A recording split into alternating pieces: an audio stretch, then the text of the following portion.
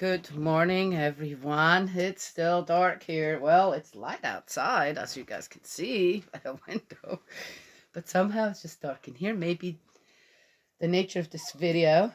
What the matter, Maddie? What the matter? Eh? She almost. Oh, I have to tell you guys this really quick. You want to come up? No. She says, no, no, I'm good. I'm good. I want to be fed. Yeah, soon. I had a dream a couple of days ago that I took Maddie. She's going blind. She has some back leg problems. She is, gosh, 13 years old now. For a little dog, I mean, dogs can live a long time. Maddie had a very busy time, busy life, and here in the mountains. And so, not expecting miracles out of a little dog's life, that she'll live till 20 or something.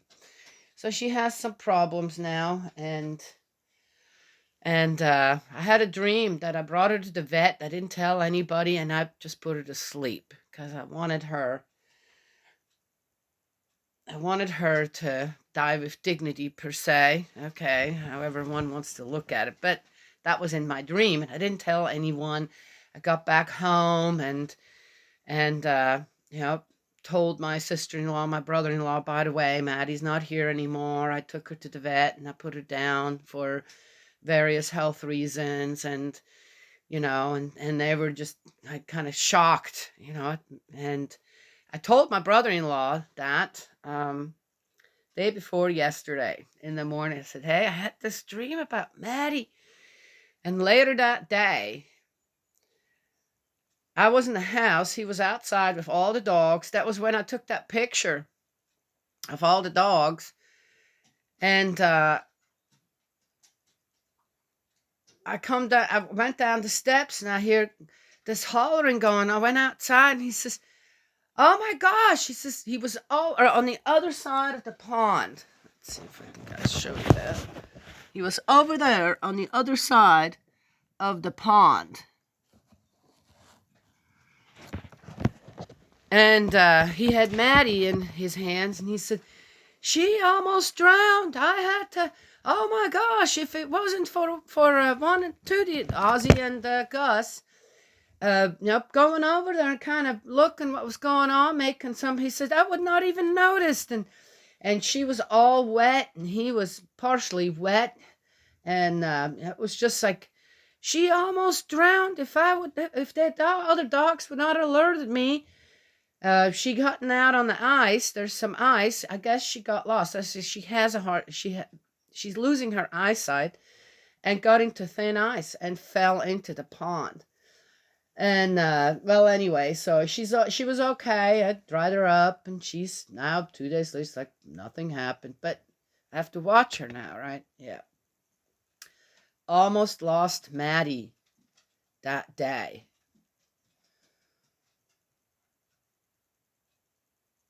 Drowning in the pond. The same day I had that dream. Telling my brother-in-law. He just happened, it was a warm day.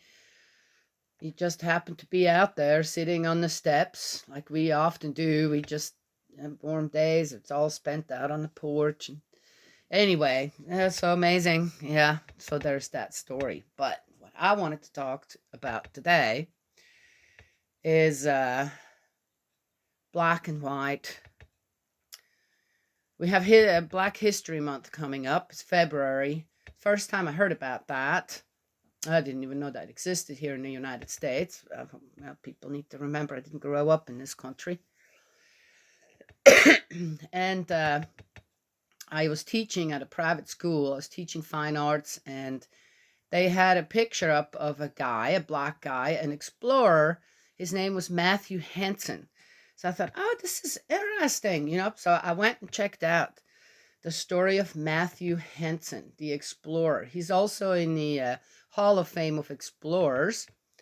He is in there now, been for a long time. He has been recognized. And he was actually the one that got Perry to the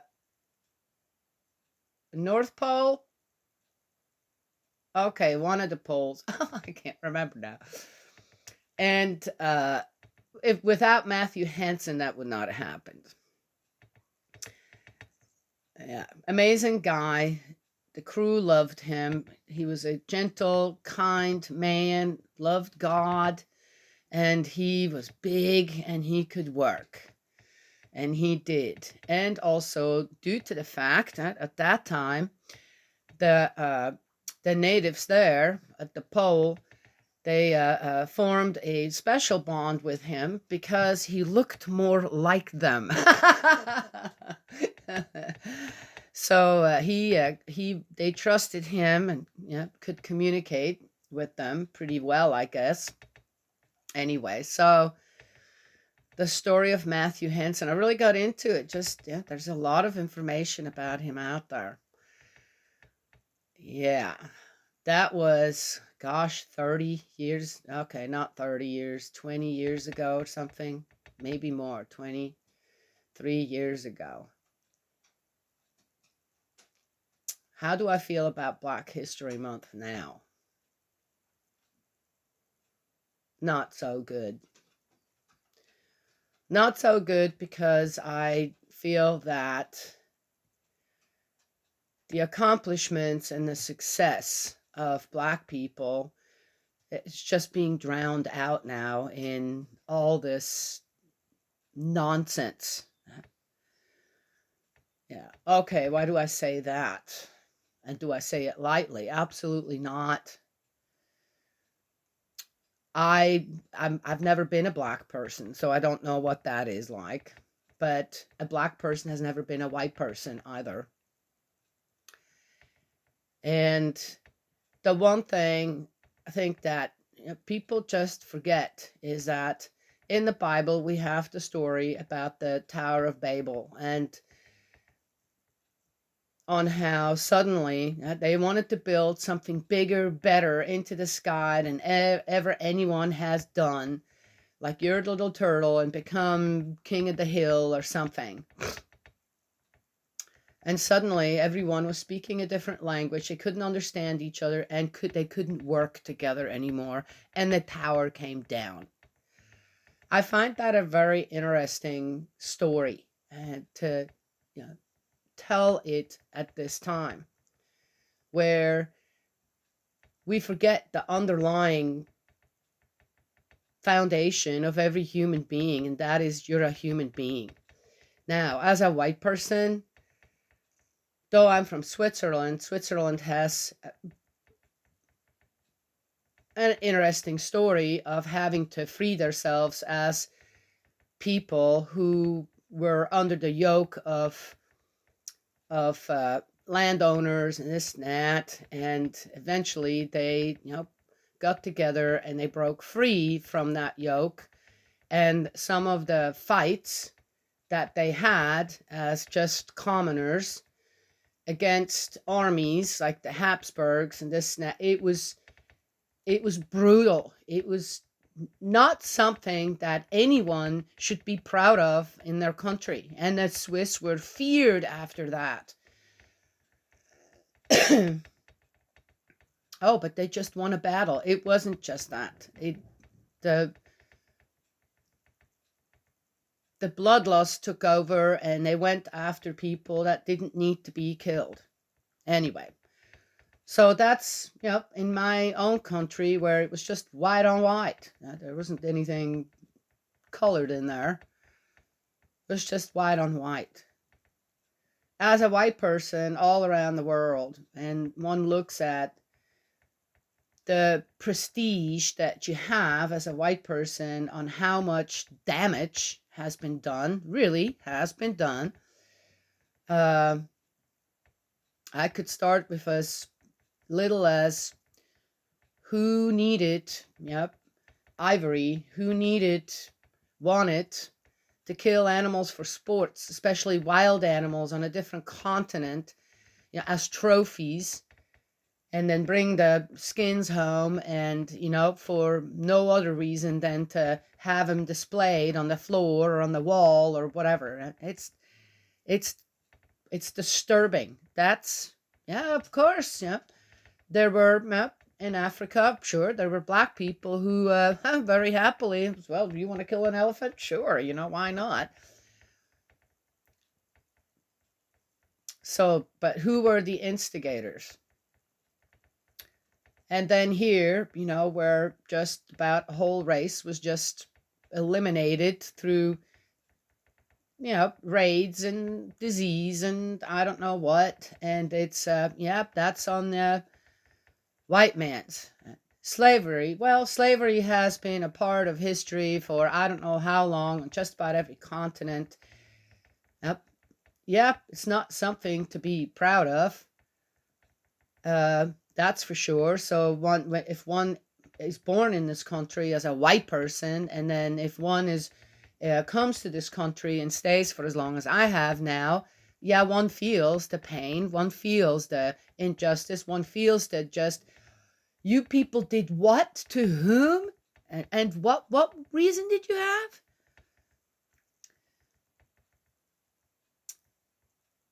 So there's a lot of things around the world as a white person, and I am a white person, that I just go, and in history, where I'm going, this isn't true. This just can't be true. This is just insane. How can someone, just because they don't like a certain type of people, kill 6 million of them, plus whoever disagreed? How's that possible? Right? In World War II, for example. Well, that was white on white, wasn't it?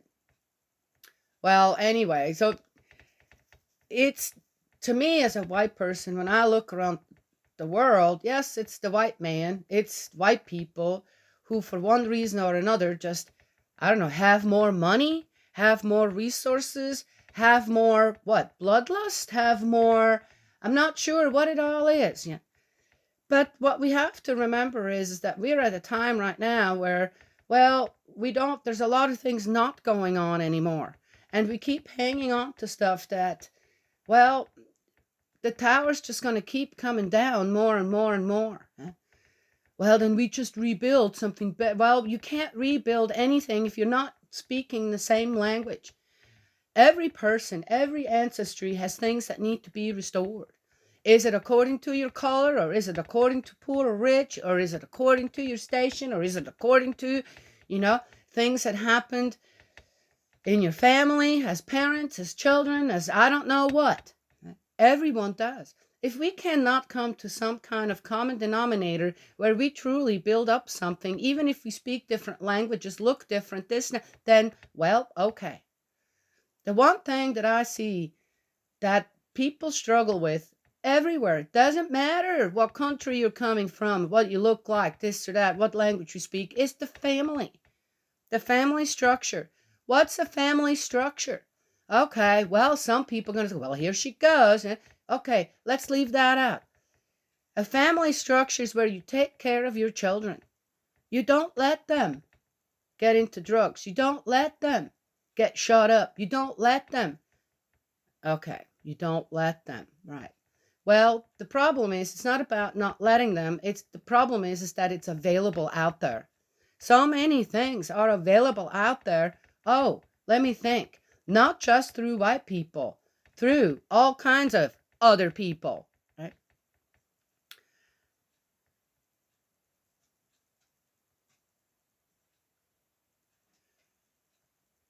We're not fighting a war between black and white or brown and brown. That's the first time I heard that. I'm going, who's brown? Or Asians and white and black, and or Indians and black and white. Oh my God, it's a and the thing is, now with all the travel that has been possible all around the world, a lot of people aren't even pure bloods anymore. We call them pure bloods. Everybody, anyone that has a little bit more of a curl than whatever, oh, they're now black. You're a pure blood black, are you? Or, as I said, there seems to be, well, no, you're not. Or, with Asians as well, you look and you're going, well, there's got to be some European in there. You see? All right. Or otherwise.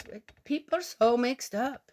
They're mixed up. They have many different races within themselves now. Yeah? And that's something amazing. To me, that's something amazing. To me, that proves that there are a lot of people out there who love regardless of race. And that should be also a common denominator for us. And that is what we should stand up for. And that is what I see works. I've seen some, when all this stuff went on a couple of years with the rights, and I saw many Black moms out there going, no, you're not. You shouldn't be doing what you're doing. This is wrong. This is not how you were taught. That's not what you were taught. And the thing is, it was sad to see and how many white people jumped right on that bandwagon. Well, anyway, that's a terrible thing to do. That's a terrible thing to do. Black History Month coming up. There are, have I met some amazing Black people in my life? Yes, I have. Did I look at them as that? No, I didn't.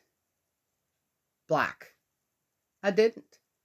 Now it's like the best thing, if you don't want a confrontation with anyone, you just say, okay, well, nice to meet you. Have a good life, because you don't want to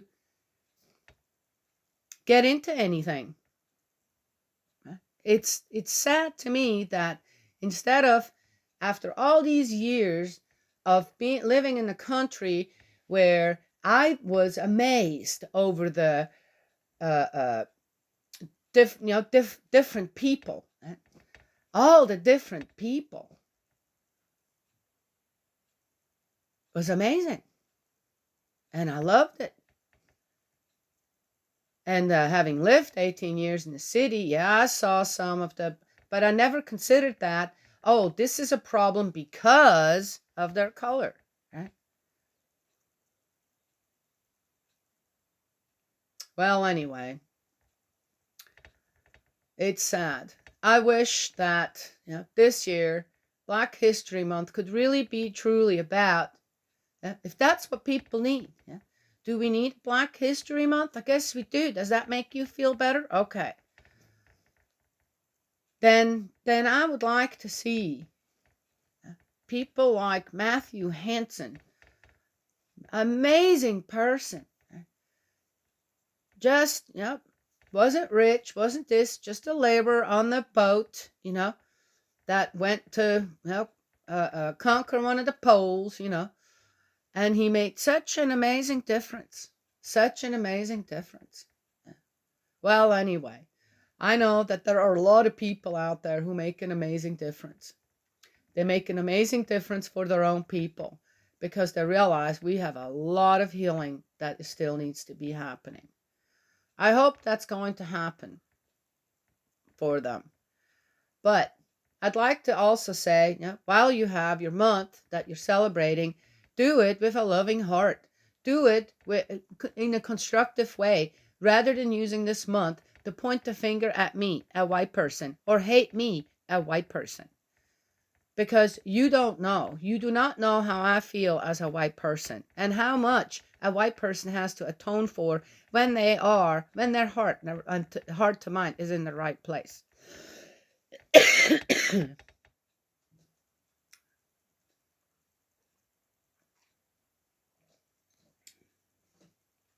Anyway, so there it is.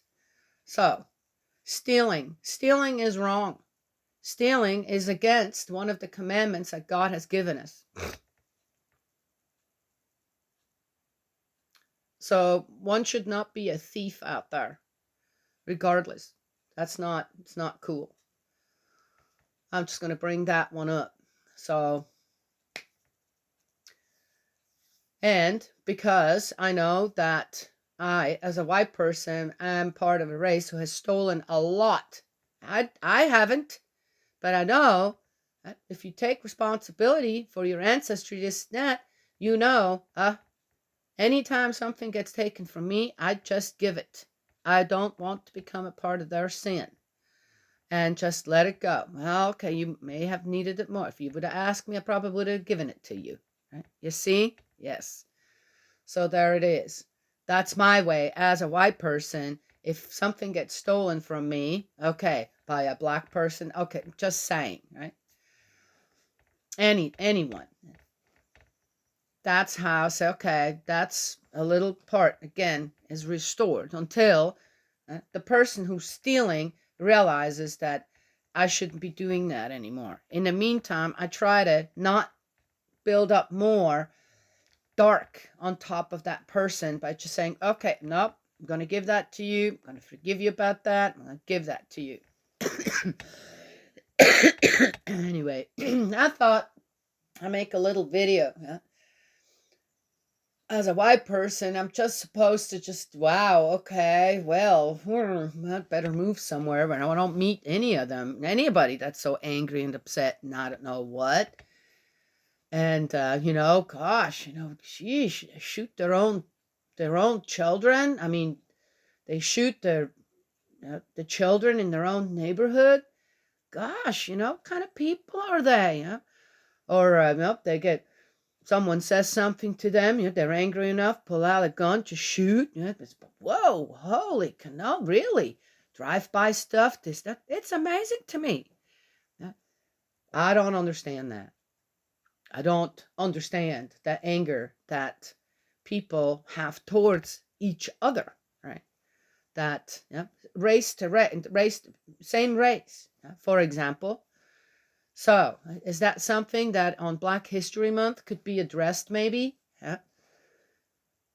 Gangs could be, if really, so many fathers there run away, this, the neighborhoods are just, no neighborhood needs to be have to look like it's a dump. That the people there make a choice as well. Okay, so there is that. But gangs they could clean up the neighborhoods. They could help old ladies across the street or help them go shopping, make sure the children are safe, this, that, right? From other things that are worse than them. I'm just saying.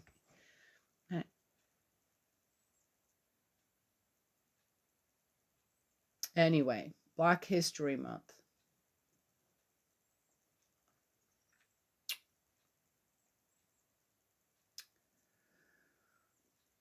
Everyone has a lot to atone for. Everyone. Everyone. To point the finger just isn't going to help. I'd love to support, even if it's just with prayer. I don't have any money, so that ain't going to happen. But just with prayer and, acknowledge, wow, this is a wonderful thing. This is a great thing that they're doing. Instead of, well, we live the way we do because of the way we look, and you live the way you do because you're so whatever, Okay.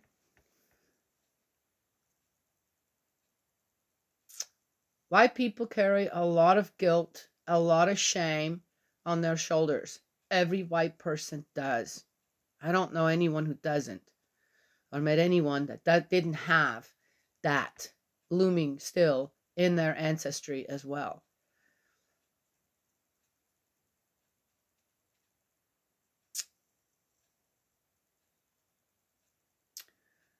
We are great about, we're great talking about forgiveness, this, and I don't know what, and being forgiven. But when it comes down to it, we'd rather stay angry. We'd rather destroy other people's property, shoot at each other, this, and that.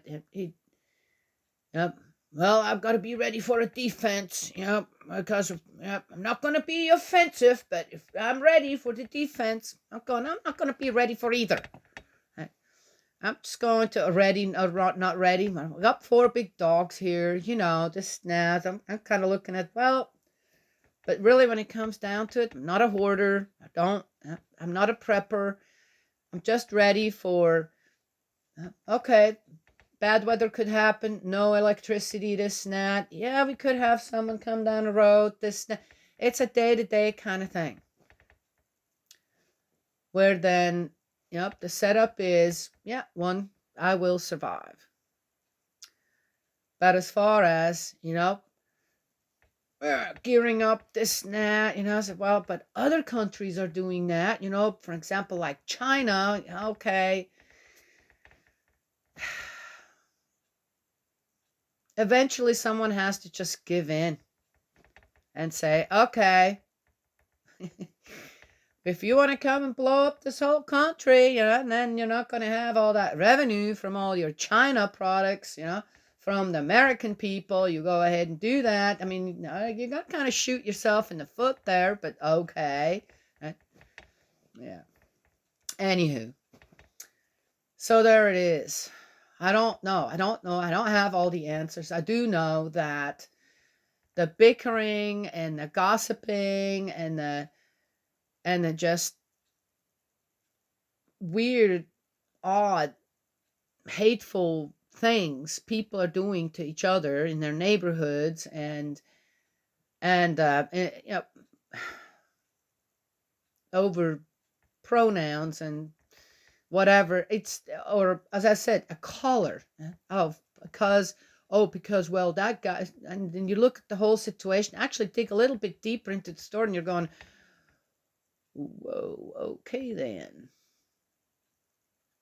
Anyway, that's what I wanted to share. It's just about the beginning of Black History Month. I'll be watching, I'll be praying, and I'll be watching as a white person.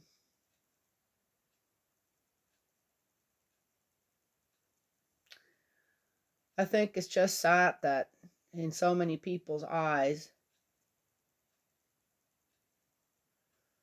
the American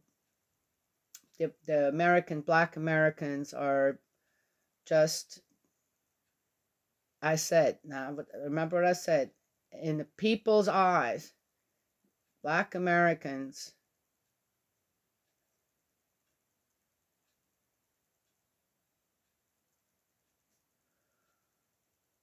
are just losing more integrity and dignity.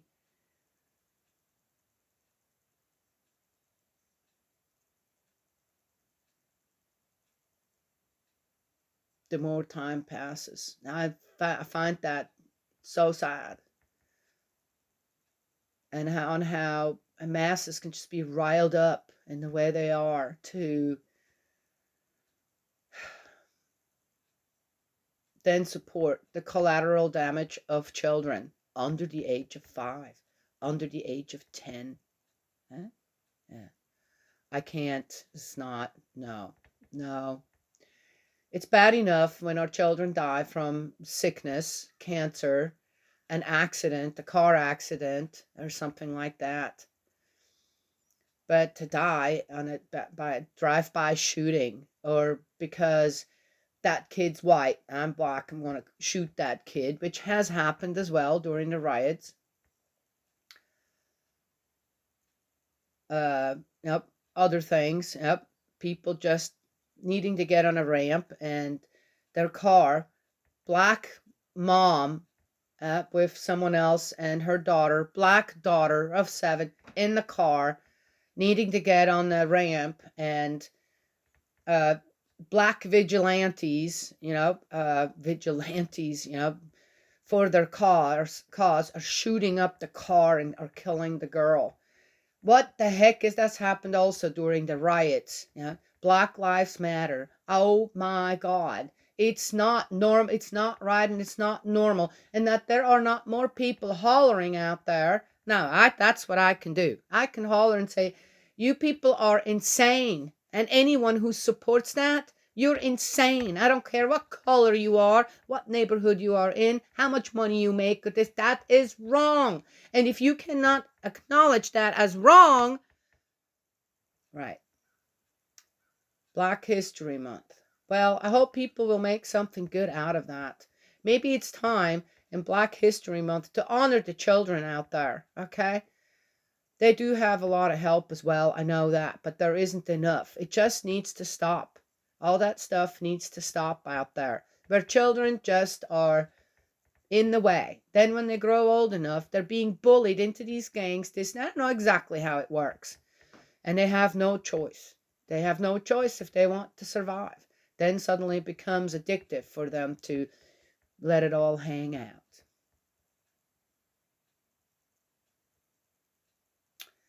Some of my absolutely most beautiful songs come from Black entertainers. Louis Armstrong is one of them.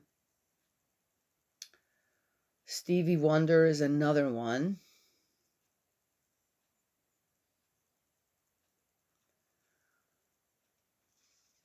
There's more.